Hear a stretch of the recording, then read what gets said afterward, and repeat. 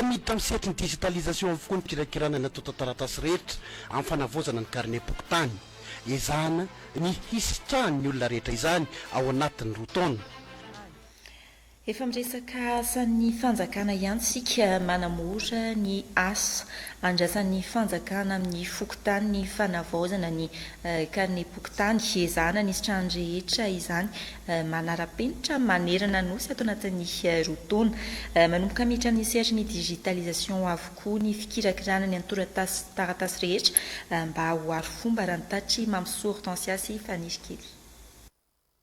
Ezahana ho vita ao anatin'ny roa taona ny carnet pokotany manara-penitra manerana nosy tsy isaky ny adresy toy ny teo aloha intsony ny fizarana izany fa isan'ankohonana fanavaozana lehibe ahafantarana maro ny ireo antotam-baovao ilaina isa tokantrano izay hita amin'ny fampiasana ity carnet vaovao ity ho foana tsy ho ela ny fanaovana osika noho ny fampiasana ny teknôlôjia moderna amin'ny alalan'ny scanner amakina ny QR code ho fantatra avy hatrany amin'ny alalan'ny QR code ny loham-pianakaviana sy ny isan'olona isa tokantrano. Tetika asa efa nanomboka fa hotohizana ato anatin'ny roa taona amin'ny alalan'ny ministera misana ny fampiroboroboana ny atao arakajy mirindra ny postra sy ny fifandraisan-davitra. Hoe sarotra dia sarotra no ahafahana mahita ao anatina base de données izay papier na vadika numérika ahafahantsika miteny hoe tena monsieur Rassam Manatsoa hoe sa monsieur Rassonay hoe sa monsieur Ranarson sa monsieur Rajokarvony diveriny tenako manokana satria tokony andraikitra voalohany no resaka fijerena fokotany io dia hitako intelo tao anatin'le base fokotany tamin'ny voananomboka intelo nahazo carnet pokotany tany am-boalohany lama renareo zany tany am-boalohany hoe be le diso nahazo carnet anankiroa zay zao fa zany rehetra zama tany am-boalohany nisy an'izany telo taona zany efa voarina dolo ny lesika rehetra tsy misy an'izany intsony mety misy foana ihany fa androantsika raha miteny ny carnet pokotany izay efa distribuena manerana ny Madagasikara dia efa mihoatra ny 850 000 carnet.